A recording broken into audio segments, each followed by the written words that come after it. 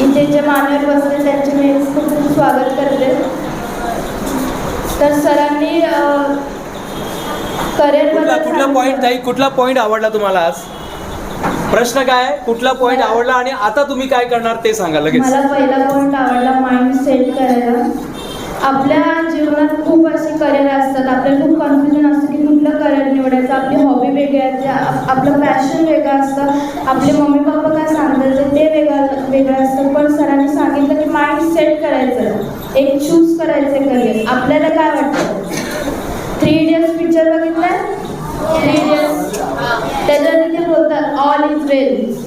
आपल्या मनाचं ऐका, दुसरे किती बोलू की तू डॉक्टर बन, आपले नातेवाईक सांगतात की तू हे बन ते बन, नाही त्यांचं नाही ऐकायचं, हे आपलं ऐकायचं. सरांनी हे सांगितलं. Sir thank you so much sir. खूप खूप धन्यवाद.